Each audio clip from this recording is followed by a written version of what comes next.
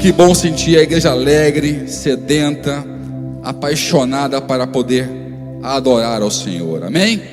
Glória a Deus. Que a graça e a paz do Senhor seja com todos vocês. Amém? Quero que fique bem atento. Quero trazer hoje uma ministração que eu aprendi muita coisa com o Senhor hoje de manhã mesmo, meditando. Aprendi coisas novas e quero trazer essas coisas novas que eu aprendi hoje para a igreja, e que você possa guardar ela no seu coração com toda preciosidade, né? Como se fosse uma pérola. Como é que fala a palavra de Deus, né? Não, quando Jesus fala sobre aquela menção de não jogar pérolas aos porcos, ele não está apenas dizendo não pregue para quem não dá valor. Ele está dizendo, lembre quão preciosa é a palavra. Ele está te dando uma equivalência do valor que tem a palavra de Deus e como ela deve ser guardada. Quem pode dizer amém? Então a palavra é isso, ela é como pérola. Você não deixa uma pérola em qualquer lugar. Você recebe, você lustra, você mantém ela num lugar de destaque, num lugar que você guarda valor, não é? E essa é a maneira que nós devemos receber a palavra de Deus. Não como se fosse uma coisa qualquer ou só mais uma palavra, mas não, é a palavra de Deus. Quem pode dar um aleluia aí? Fala assim, eu vim para receber a revelação da palavra do Deus vivo que me salvou na cruz do Calvário. Você pode aplaudir o Senhor, louvar o nome dele? Glória a Deus. Eu quero começar lendo um Salmos que afagou a minha alma, que é Salmos 31, 19, que é uma promessa maravilhosa, e ela conecta um pouco com o que eu falei na semana passada. Eu falei sobre atração. Eu falei que ser atraído por Deus é superior ao ser encontrado. Se você não esteve aqui, ouça no YouTube, ouça na internet, né, como o poder de uma pessoa que é atraída por Deus, pela sua palavra, pela sua presença. Essa pessoa se move diferente. Tem várias pessoas que foram encontradas, que Deus operou milagres e hoje não estão na igreja, não estão na presença do Altíssimo e se perderam.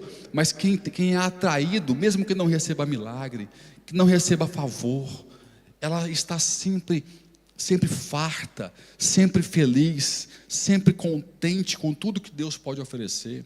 Então, ser atraído é superior. Então, esse salmo se conecta um pouco com o que eu falei na semana passada. Eu quero depois migrar para um outro assunto com vocês. E olha só o que fala o salmo. Inicia com uma exclamação. Quão grande é a tua bondade, que guardaste para os que te temem, a qual a presença dos filhos dos homens preparaste para aqueles que em ti se refugiam. É um salmo maravilhoso, que tem uma promessa, mas uma promessa reservada para um tipo de pessoa, para aquela pessoa que guarda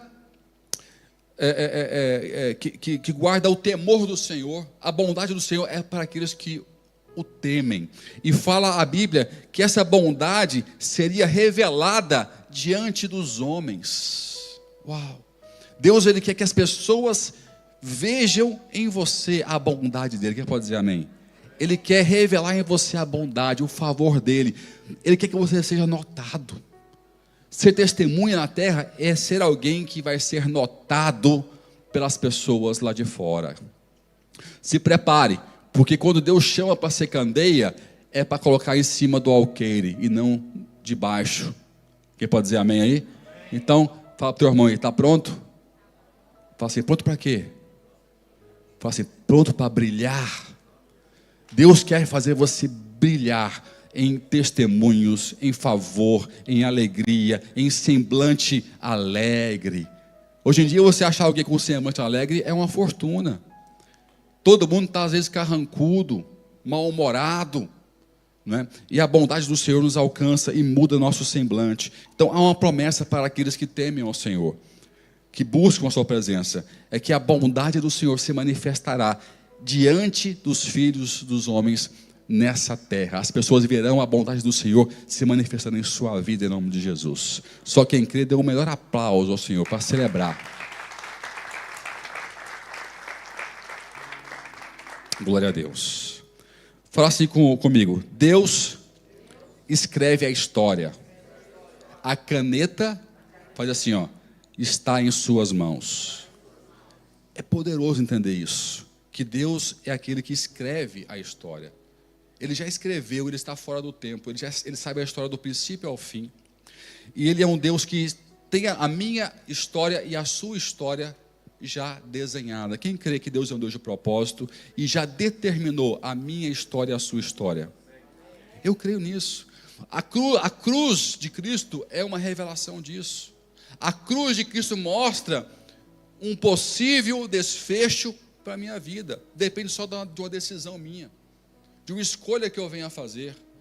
Mas Deus já predestinou, Ele já escreveu, Ele já mostrou a intenção para onde Ele quer me levar. Então entenda isso, que Deus já escreveu, e quando Ele escreve a história, nada pode mudar. Você consegue entender isso? Que quando Deus escreve, quando Ele determina uma coisa, ninguém pode mudar essa coisa. Senão ele não seria Deus. Que Deus é esse frágil, que você consegue, alguém está ao seu lado que quer fazer mal a você, pode interferir na história que Deus, o Altíssimo, que criou os céus e a terra, definiu para a sua vida? Não. Então, o que falta às vezes em nós é entender a dimensão e o poder de Deus. Porque às vezes nós falamos que cremos num Deus todo-poderoso, absoluto, mas nos comportamos como se servíssemos a um Deus frágil. Você não serve a um Deus frágil, eu quero ouvir um amém. Você serve a um Deus soberano, todo-poderoso, absoluto, supremo, majestoso. O reino está em suas mãos. Estou começando a sentir fé. Eu quero isso, eu quero mexer com a sua fé. Eu quero que você acompanhe o raciocínio, porque você ouviu o Evangelho sem dimensionar Deus, o Evangelho não cabe na sua cabeça. Vou repetir a frase. Conhecer o Evangelho, conhecer a teoria, conhecer a letra, sem dimensionar corretamente, minimamente, o tamanho de Deus, o Evangelho nunca vai caber na sua cabeça. Eu preguei sobre isso aqui umas 3 vezes. A oração do Pai Nosso é uma oração de equalização. Ela começa, Pai Nosso que estás, onde? Ele está equalizando o tamanho de Deus na minha cabeça e na sua cabeça, porque senão o resto não cabe. Se você não equalizar, que estás no céu, santificado seja o teu nome. Ele vai equalizando você para que o resto caiba e faça sentido. Se você não equalizar o tamanho do Deus na sua vida, no seu coração, o resto não vai fazer sentido. Posso pregar aqui 2 horas, trazer todas as revelações. Entenda que o teu Deus, Ele não é só poderoso, Ele é o Todo-Poderoso. Então dê um aplauso do tamanho do Deus vivo aí. Aleluia. Então entenda. Agora, quando você volta a falar, Deus escreve a história, ou se fala assim, Deus escreveu a minha história, eu já sinto uma moral diferente. Opa, o peito estufa, a confiança aumenta, porque não foi eu que escrevi, não foi o meu pai terreno, foi o Deus supremo que já determinou o início e o fim de tudo. Aí eu fico cheio de moral, porque eu lembro quem escreveu. Eu lembro que não é só sobre mim, é sobre aquele que está acima de todo o nome, de todo o universo, e a minha confiança muda.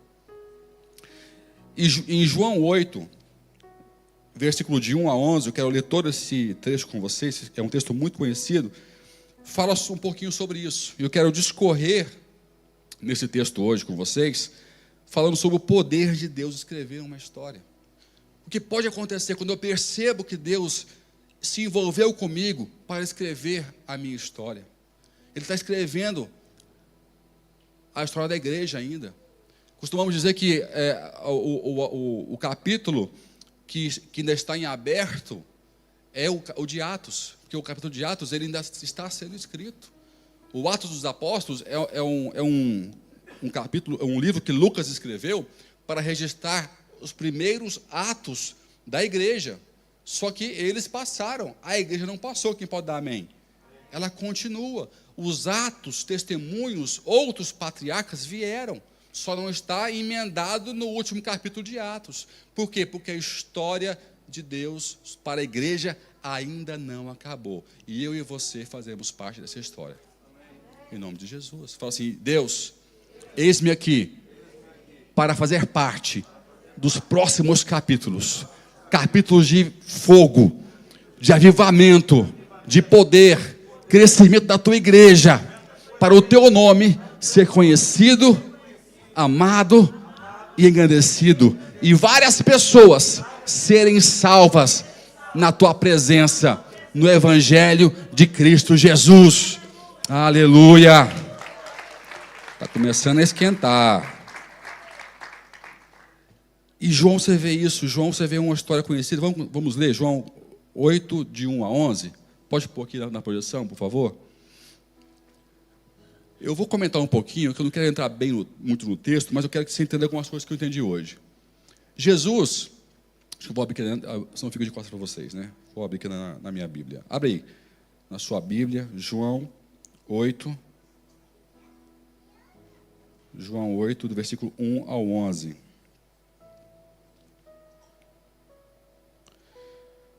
Mas Jesus foi para o Monte das Oliveiras.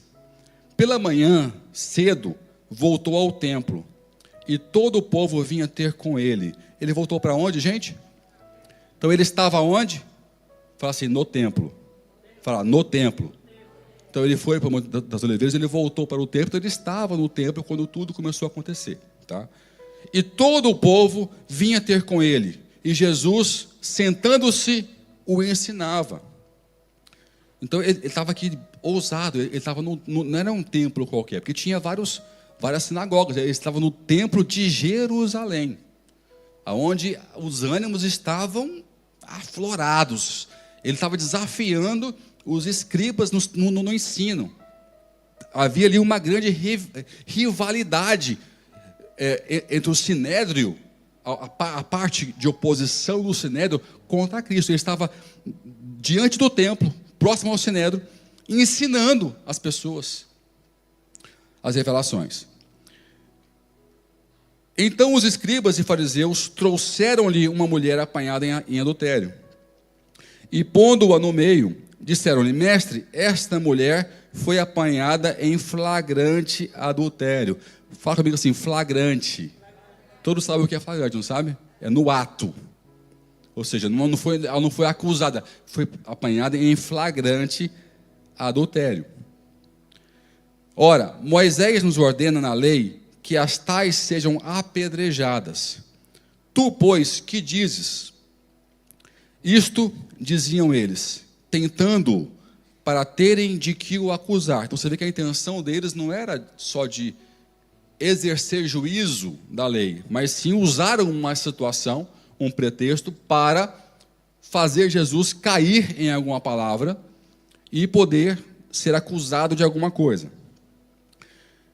Porém, inclinando-se, começou a escrever no chão com o dedo. Fala assim, aleluia. Fala assim, ele escreve a minha história. E se ele quiser, sabe, ele pode começar agora a escrever mais uma vírgula na sua história. Ele é Deus. Ele pode começar agora a mudar a situação, o caminho, as pessoas. Ele pode continuar. Fala assim comigo, a caneta está em suas mãos. É só ele querer. É só o seu coração alegrar o coração dele. Se sintonizar com o Senhor. Aqui você vê uma situação que, por alguma razão, Deus começa a escrever na areia. Vários teólogos já tentaram a sorte de tentar adivinhar o que ele escreveu. Eu não vou hoje caminhar por essa ousadia, não. Eu acho muito ousado tal inferência, porque não tem como, de forma alguma, você querer adivinhar o que ele escreveu na areia. Mas não foi pouca coisa, porque fala aqui que ele começou a escrever no chão, mas como insistissem em perguntar-lhe, ergueu-se e disse-lhes: aquele dentre vós que está sem pecado, seja o primeiro que lhe atire a primeira pedra. Então ele volta a escrever. Versículo 8. E, tornando a inclinar-se, escrevia na terra. Eu fiquei curioso isso. Que tanto de palavra e letra e que história ele está escrevendo aqui na terra? Não dá para saber. Há algumas inferências possíveis. Há textos de Jeremias que falam sobre escrever os pecados dos iníquos para a condenação. Outros falam que ele estava escrevendo os pecados daqueles que estavam acusando aquela mulher. E ali alguém leu e começou a ficar intimidado. Mas também acho muito ousado isso. Para mim, eu entendo que o assunto ali era aquela mulher. Se alguma coisa Jesus, eu não sei, eu não vou arriscar o que ele escreveu, mas se alguma coisa ele escreveu ali, ele escreveu a respeito da história daquela mulher que foi colocada à frente dele. Faz sentido ou não? Se ele está numa situação, tem uma mulher, ele está escrevendo algo sobre aquela pessoa que está em causa naquele momento. Isso nos mostra muita coisa. Mostra o poder de eu ser colocado na frente de Jesus. Se eu me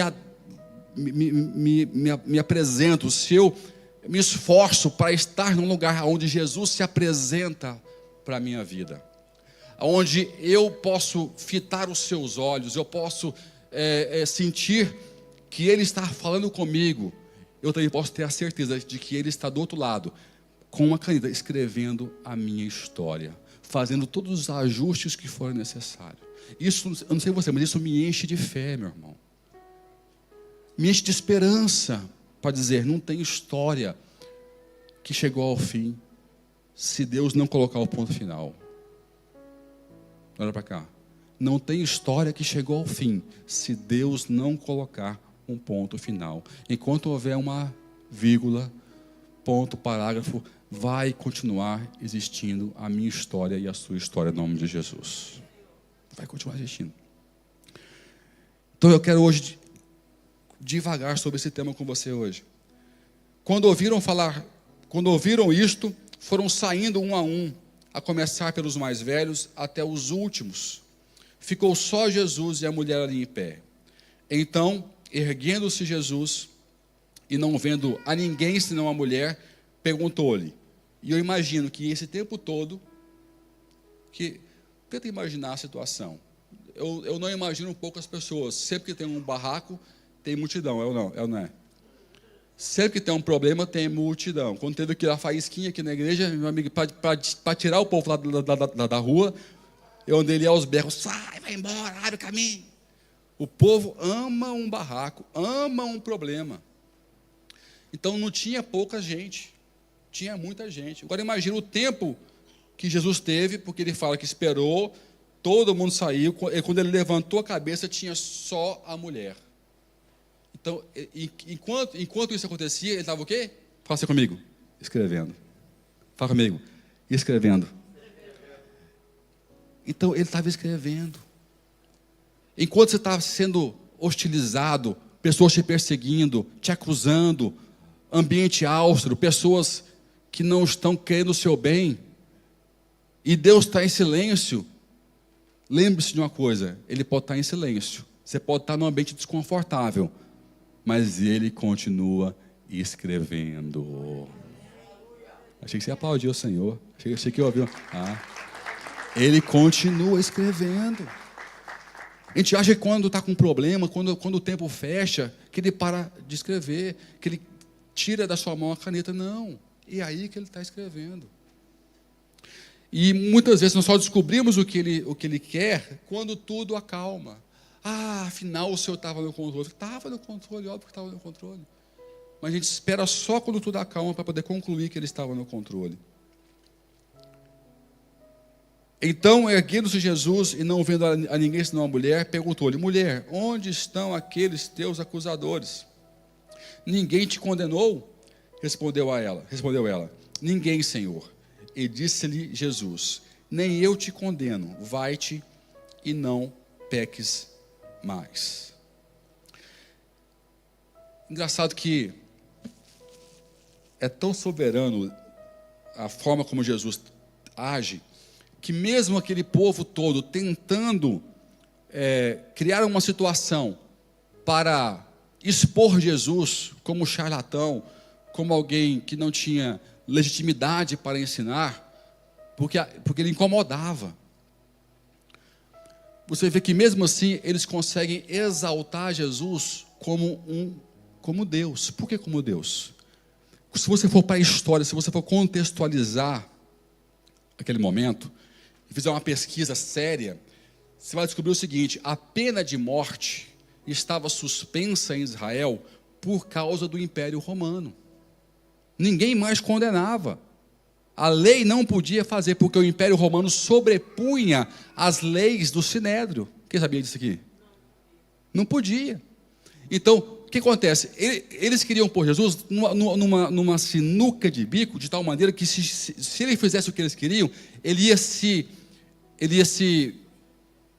contrapor o governo romano e contra o Sinédrio. Ele ia se colocar numa situação de rebeldia contra o Império Romano, pelo governo de Pilatos, e contra o Sinédrio ao mesmo tempo. Só que quando eles colocam Jesus nessa situação, ao mesmo tempo eles colocam Jesus numa posição superior ao governo romano e superior ao Sinédrio, sim ou não? A intenção era pior, mas para tentar fazer ele cair, tinha que colocar ele numa posição superior a César e superior ao Sinédrio, ao sumo sacerdote. Então, sem querer, eles trataram Jesus como ele era, que era o quê? Fala assim comigo, Deus. Como Deus. Ele foi colocado numa posição de julgador, de juiz supremo, acima de César e acima dos sacerdotes do próprio templo. E começa aqui o milagre, porque quando você coloca Jesus na posição que ele tem que estar na sua vida, tudo começa a acontecer. Muitas vezes Jesus não está na posição correta, certinha, sabe? A gente coloca ele mais ou menos aqui do lado, ou mais ou menos aqui para trás. Depende do caminho que eu quero andar. Estamos entendendo? Depende muito da pessoa que está ao meu lado. Aí eu vou ajustando Jesus na posição que me é mais conveniente. Mas quando eu consigo, mesmo com os meus pecados e mesmo com intenções ruins, como era daquele povo, colocar Jesus na posição correta, tudo começa a se alinhar. Mesmo que eu não esteja perfeito, ou santo, ou que eu não saiba tudo, mas se eu tenho humildade para colocar Ele no trono da minha vida, todo o resto vai acontecer em nome de Jesus. A questão chave é: em que lugar eu estou colocando Ele? É impossível não falar sobre essa frase sem lembrar a frase do próprio Jesus: buscar em primeiro lugar o quê? O reino e a sua justiça, e as demais coisas vos serão acrescentadas. Se eu busco o reino, eu busco o rei. Não tem reino sem rei, não tem reino sem juiz. Se eu busco o reino, eu busco o legislador, eu busco aquele que tem poder de decisão, eu busco o próprio Deus. Então a posição que eu coloco ele na minha vida é fundamental para ele continuar escrevendo a minha história. Quem está entendendo aí diz amém. Então, para começar, de forma bem didática, faça comigo: a história que Deus escreveu para a minha vida silencia, desarma e absolve. De novo, a história que Deus escreveu para a minha vida, fala assim: silencia, desarma e absolve. Foi exato. Pode aplaudir o Senhor. Foi exatamente o que aconteceu aqui com essa senhora. Primeiramente, ele silenciou as acusações, desarmou as armas dos agressores. E ele não inocenta ela. Ela não fala assim: olha, você é inocente, ninguém entendeu. Não, ele não diz que ela está inocente. Ele absolve, ele perdoa, ele corrige a situação. Lembra que eu falei antes, quando eu estava lendo o texto? Para repetir a palavra flagrante. Porque a palavra de Deus, em especial se você for ler Levíticos 20, versículo 10, há umas condições que obrigam a testemunha a ter antes de te acusar. Na lei levítica, a testemunha era o primeiro que tinha que lançar a pedra. Porque ele tinha que ser inocente, ilibado de toda a situação. Quando eles falam para Jesus que ela foi apanhada em flagrante, está implícito o quê? Que eles sabiam quem era o quê? O cara. Cadê o homem da história? Cadê o cara que estava com ela em adultério? E Levítico é claro, ele deveria estar também lá. Então isso coloca todos eles como o quê? Fala assim comigo, cúmplices. Cúmplices. E fala a lei levítica que se você acusa alguém de forma ímpia, com culpa, você vai ser inquirido. E o pecado e a execução que você colocou sobre aquela pessoa, você vai sofrer a mesma execução que você impôs sobre aquela que você acusou e executou.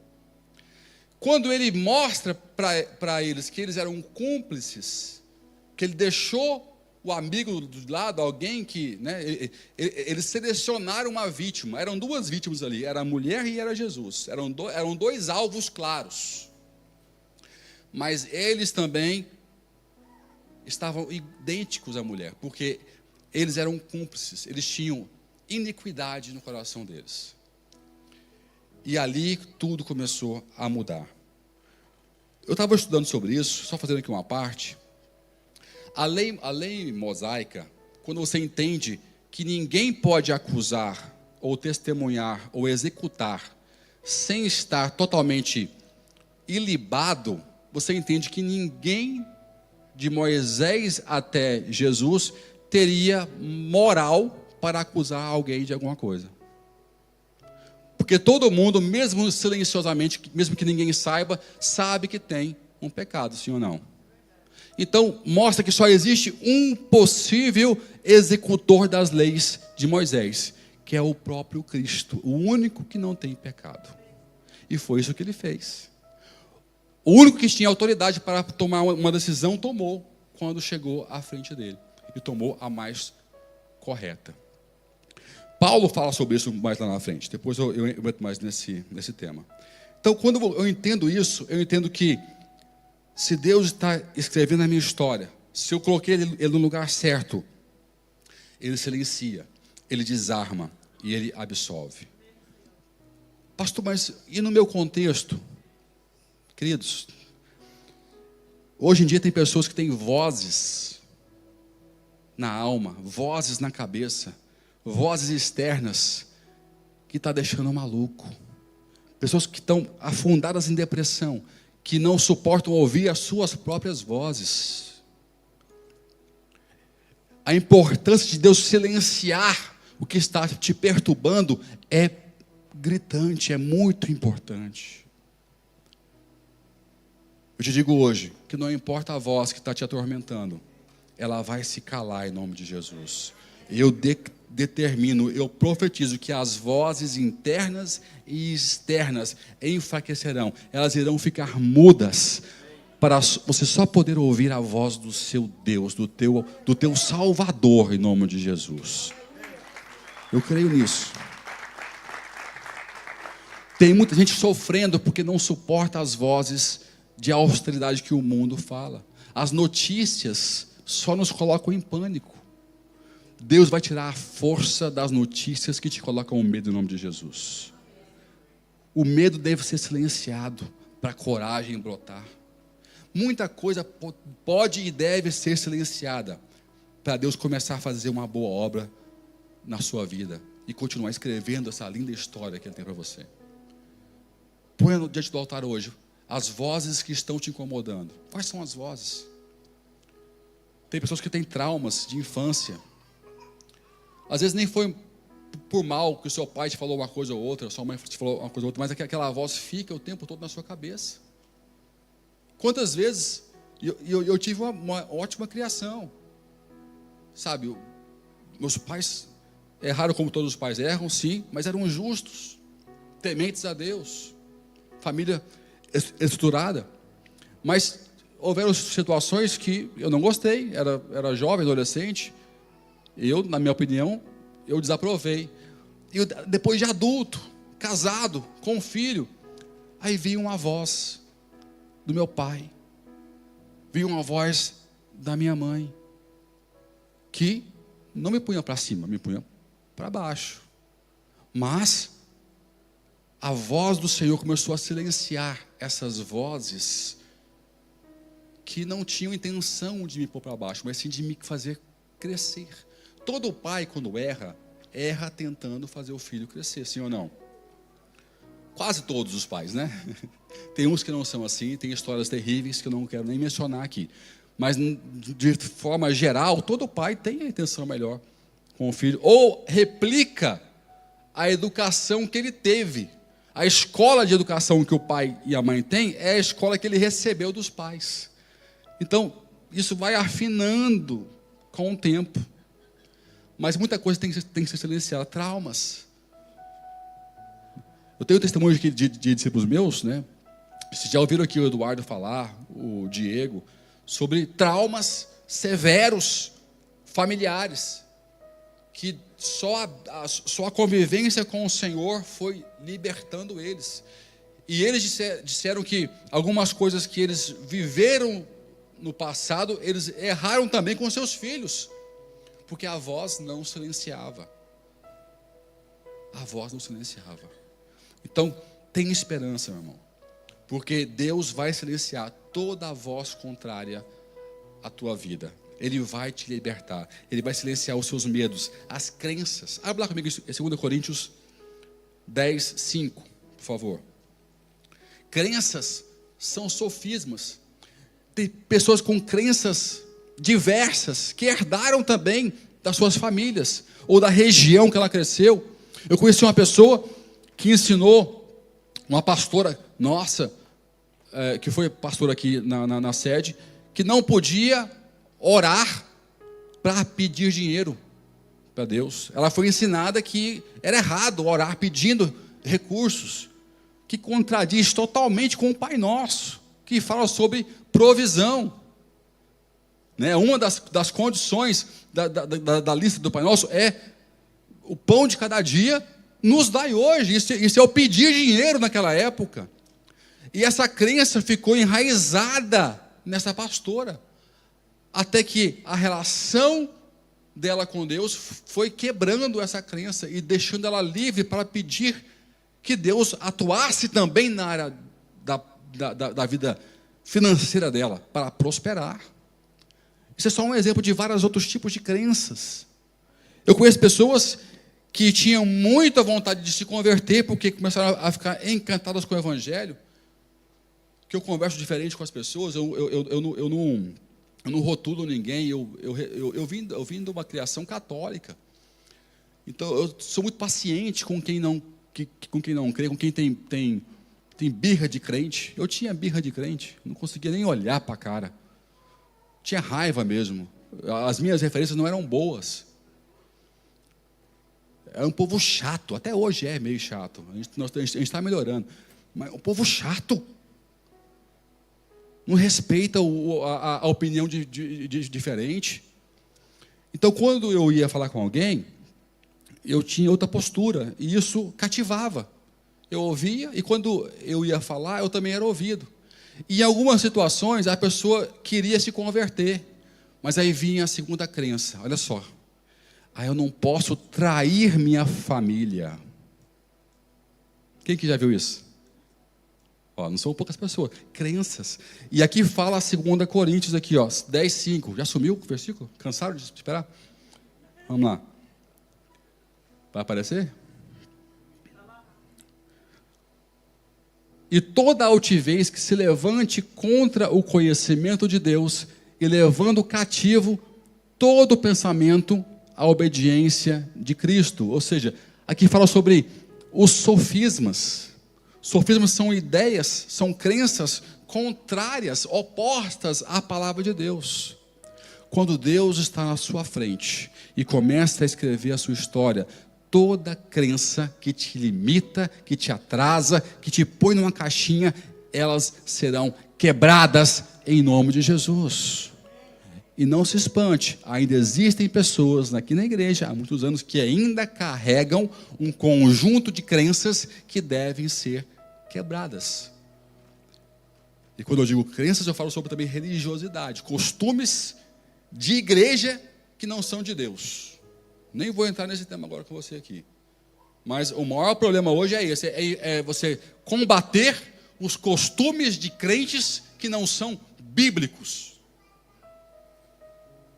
Dá trabalho. É onde a gente barra com a religiosidade. Deus, ele pode quebrar todo o sofisma, toda a religiosidade. Repara, aquele povo, eles levaram a mulher para o templo, eles foram para a igreja com o propósito de matar alguém, misericórdia. E pensar que isso acontece nos dias de hoje também. Pessoas vêm aqui para assassinar a reputação de outra pessoa, de graça. De graça. Vai na net um contra o outro, de graça, para assassinar reputações de outras pessoas. Então, a motivação de ir ao templo tem que ser íntegra, tem que ser nobre, quem pode dar um aleluia? Tem que ser espiritual. Não pode ser política, não pode ser carnal, não pode ser só dos seus próprios interesses. Então a história que Deus escreve silencia essas vozes, desarma os inimigos. Eu descobri que para ter inimigo é só ser crente. Para ter inimigo é só falar, eu creio, eu sou crente. Você vai ter um monte de inimigo. Eu cresci, eu era amigo de todo mundo. Eu não tinha ninguém que não era meu amigo. Onde eu ia fazer amizade. Mas quando eu falei assim, eu creio, isso faz sentido para mim, eu tenho essa fé, começaram a sair do chão, a brotar gente que eu nunca vi na minha vida para ser opositor das minhas ideias, da minha vida, criando situações, criando armadilhas, forjando armas contra a minha fé, contra aquilo que eu creio, que me faz bem, que educou os meus filhos, que mantém a minha casa em harmonia, que me deu combustível no dia a dia para trabalhar, para construir empresa, para prosperar, para pregar, para vencer traumas, para vencer a timidez, a gaguez e vir aqui pregar para as pessoas. E as pessoas querem condenar isso que me impulsionou. Elas preferem uma falta de crença que me mantém na caixinha, que me mantém nas limitações, que me mantém dentro dos sofismas que me ostracizam. Fala assim, misericórdia. Fala assim, ainda bem que o meu Deus desarma qualquer gigante, qualquer inimigo. Fala assim, toda arma forjada contra a minha vida, contra a minha casa, caia por terra, em nome de Jesus, porque o meu Deus já escreveu a minha história, e ninguém pode apagar isso em nome de Jesus, aleluia. Não tenha ânimo, não importa a dificuldade, não importa o gigante, não importa o tipo de arma, ele vai ser desarmado. Repara que ruído e ameaça são duas áreas que Deus trabalha. Primeiro, ele elimina o ruído, que é para você poder ouvir ele, ainda que existe ameaça. Vou repetir. Deus atua de forma diferente de nós. Se fosse eu, pai, vejo o meu filho com algum problema, pessoas assim ao lado, a minha esposa, o que você faz? Você vai lá, você vai tentar tirar a ameaça, vai aumentar o barulho, é ou não é? e depois você vai conversar. Deus, ele inverte. Ele tira o ruído para que você o ouça. Fala assim, ouvir. Ele remove o ruído da sua vida. Mas está lá a ameaça. Está lá as pedras nas mãos dos gigantes. Mas ele removeu o quê? O ruído. Porque se ele removeu o ruído, ele te conectou com os lábios dele. Depois que ele te conectou com os lábios dele, com a voz dele, ele remove a ameaça. Ele remove a arma. Quebrou foi tudo aqui. E por último, ele absolve. Ele absolve. Falar sobre evangelho e não falar sobre pecado é igual não vir para a igreja. Porque todos nós carecemos do perdão de Deus, sim ou não? Eu tenho até medo de perguntar assim, quem não tem pecado aqui? Eu tenho medo de alguém levantar a mão. Eu tenho medo, tem gente tão doida hoje em dia. Eu não tenho pecado. Eu tenho medo, mas dá vontade de perguntar, quem não tem pecado aqui? Hoje em dia eu tenho medo de perguntar isso para as pessoas, o povo está muito doido. Ah, pecado é relativo. Pergunta para Jesus. Eu preguei no domingo passado, né? Todo aquele que crer em Jesus, como diz as Escrituras, será salvo. Está claro lá. Não é quem crê em Jesus como acha que deve crer, relativizando quem é Jesus. Não. Todo que crer em Jesus, como diz as Escrituras, será salvo. Então não é relativo, é absoluto. Há uma maneira que ele se revela e há uma maneira que ele condiciona você crer nele ou não. Então você pode só crer ou não crer, aceitar ou não aceitar. Então, Cristo, ele é esse juiz que pode me absolver, se eu entender o poder da cruz, o que a cruz propõe para a minha vida. Eu contei já aqui algumas histórias, me perdoe se você ouvir repetido, mas uma vez eu estive falando com uma pessoa que era ateu, natural da Grécia, ele era grego, mas falava muito bem inglês, e a gente conversando, a esposa era crente, e ele não era. Ela queria muito que eu falasse com ele sobre o Evangelho, e ele conhecia a base do Evangelho, porque as perguntas que ele fez para mim, mostraram que ele sabia do que ele estava falando. E no debate, na conversa, né, que não foi um debate, foi uma conversa educada, inteligente, um homem muito inteligente, um homem justo, um homem bom, um bom marido, um bom pai. E ele me fez uma pergunta muito chave, muito rasteira. Ele falou o seguinte, mas só te faço uma pergunta, você acha justo um homem que não trai a sua esposa, que paga seus impostos, que é um bom cidadão, e foi falando um monte de coisa boa, filântropo, e ajuda os pobres, tal. Você acha justo esse homem, só porque ele não creu em Jesus, quando ele morrer, ele ir para o inferno, ele não ser salvo? Ele me deixou numa situação difícil, porque eu vi que ele estava falando sobre ele mesmo. Ele se considerava justo, fiel à sua esposa, um bom pai, um bom marido, pagador de impostos. Ele se esforçava, dedicado. Eu falei, e agora? O que eu vou responder? Eu falei, eu posso te fazer uma pergunta antes de responder? Ele falou, pode. Eu falei, esse homem justo, fiel, bom pai, filântropo, ele tem um pecado? Ele tem um pecado? Ele disse, tem. Eu falei, então é justo ele ir para o inferno, porque só Jesus pode absolver esse único pecado. A conversa acabou ali. Não houve mais argumentos, não houve mais conversa. Uma outra história que eu conto sempre, num tempo onde ainda existiam xerifes, onde a pena de morte era pela forca. Esse é um fato verídico. Eu não sei agora precisar o século, não sei dizer qual o local, mas essa história aconteceu em uma cidade que tinha tido um grande avivamento. As pessoas se converteram em massa, e eram muito piedosas. E um homem foi preso, um criminoso, não lembro qual foi o crime. E o crime dele, que ele cometeu, fez com que ele fosse julgado e condenado à forca, assim enforcado.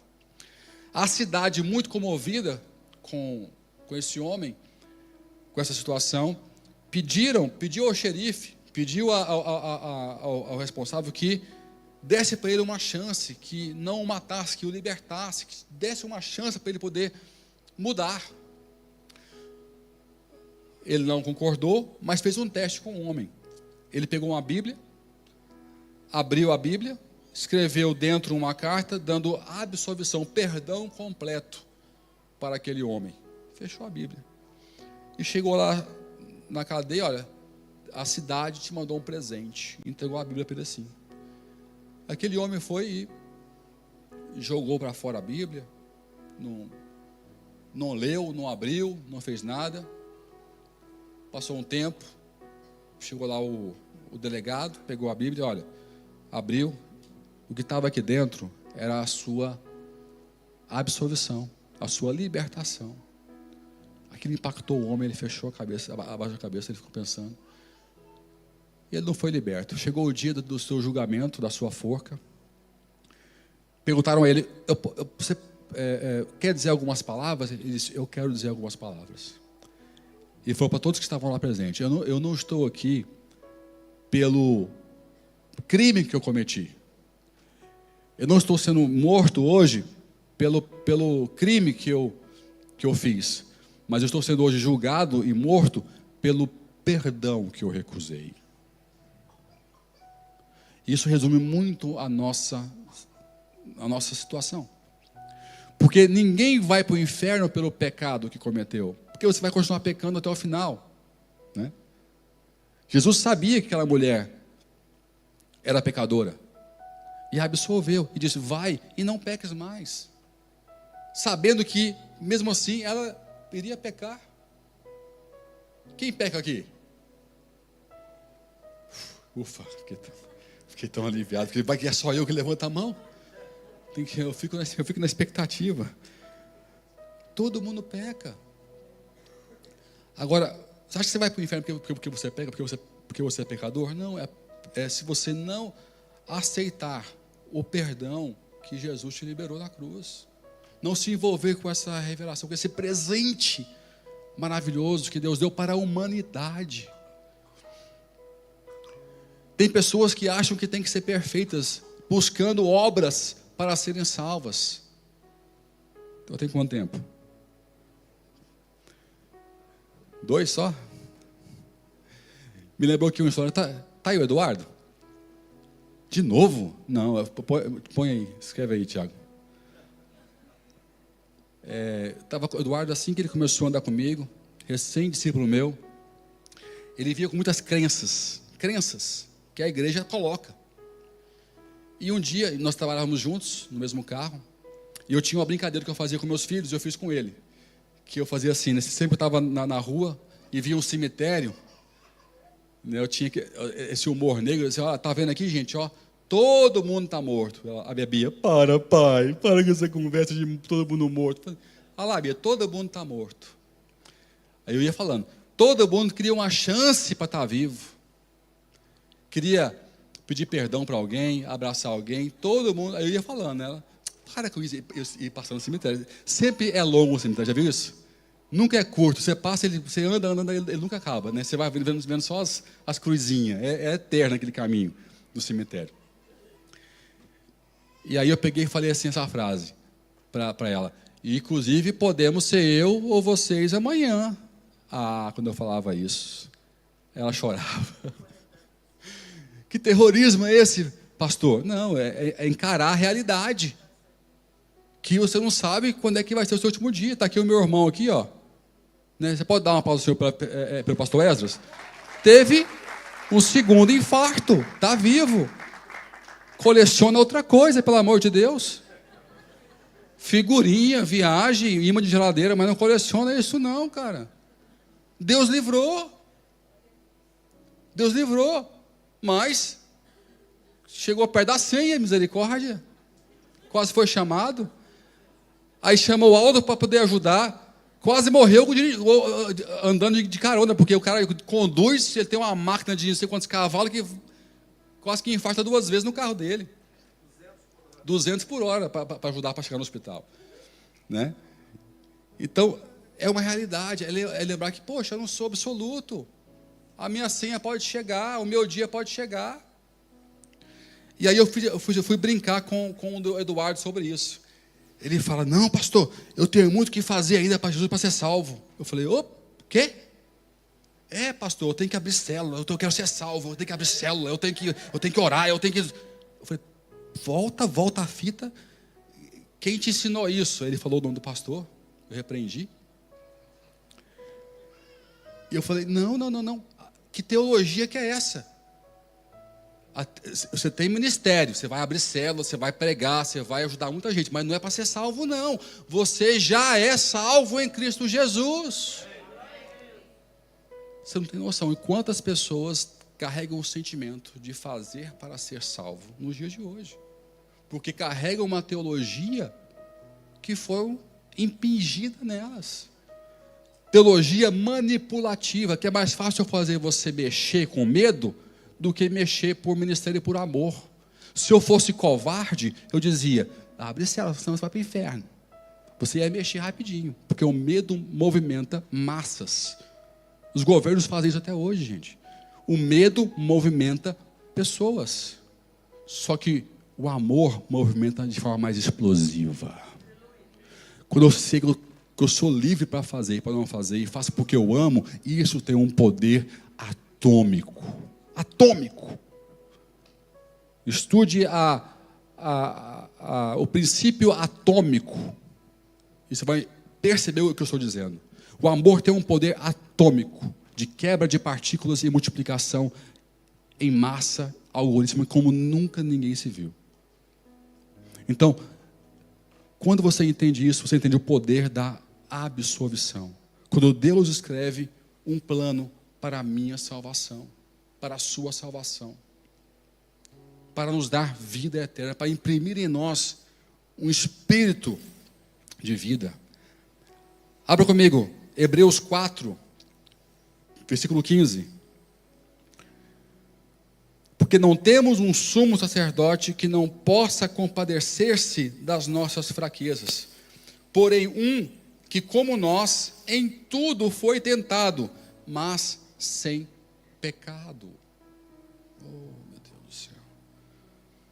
Quando Deus escreve a minha história, a sua história, Ele silencia, Ele desarma e Ele absolve. Nunca duvide da sua salvação. Nunca duvide do que Deus tem para a sua vida. Pecou, errou, encontre o caminho do altar. Quero ouvir um amém. Encontre sempre o caminho do altar. Não seja seu juiz. Sabe o que muitas vezes acontece? A pessoa quer ser o seu punidor. Ele erra e ele quer se punir mais do que Deus poderia fazer na vida dele. Não assuma a posição de juiz sobre você mesmo. Se perdoe, quero ouvir um amém. Se você não se perdoa, por que você acha que Deus quer te perdoar? Vai te perdoar.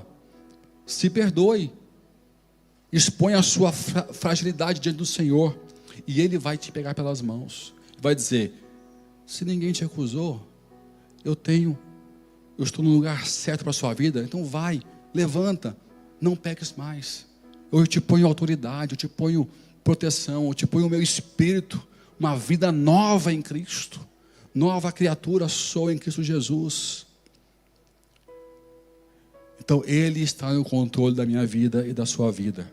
As vozes vão silenciar, os inimigos vão ser desarmados e o nosso espírito será absolvido na redenção do nosso sumo sacerdote, que é Cristo Jesus, para a vida eterna, em nome dEle. Amém?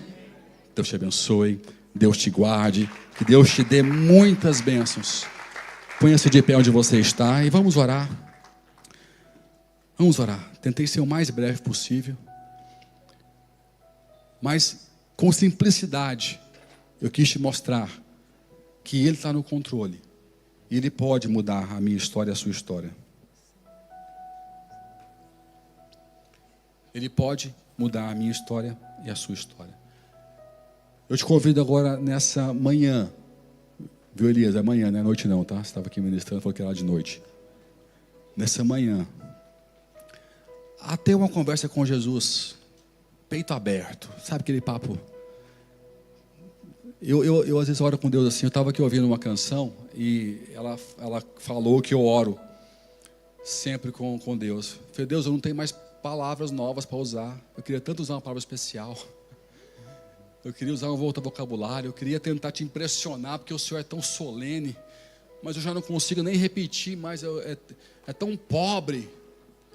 O que eu conheço de palavras é tão pobre para poder me dirigir ao Senhor. Eu peço perdão por não ter um vocabulário melhor.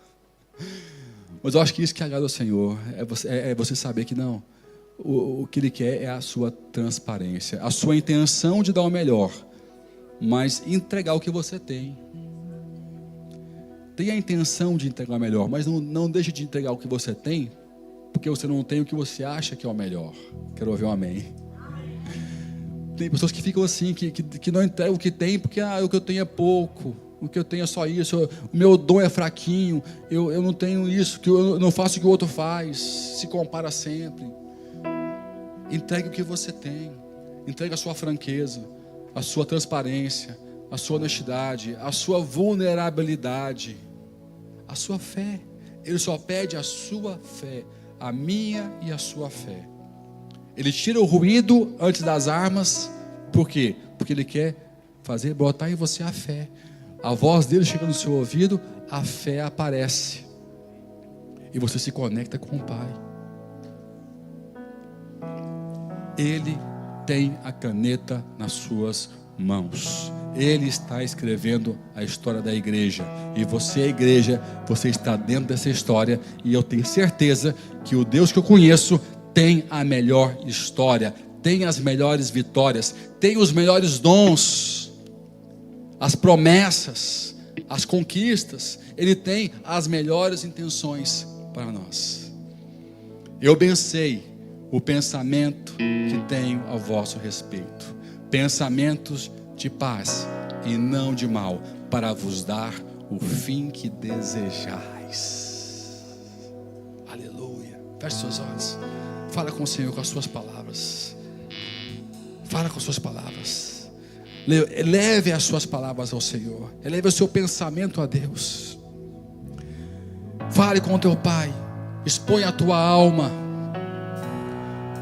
Seja grato pela cruz. O teu Deus, o meu Deus está aqui para nos libertar, para nos salvar, para eliminar todo ruído, todo barulho. Ele vai silenciar toda voz de sofisma na sua mente. Eu profetizo isso. Eu libero os anjos do Senhor em nome de Jesus para tocar nas nossas mentes e quebrar todos os sofismas em nome de Jesus.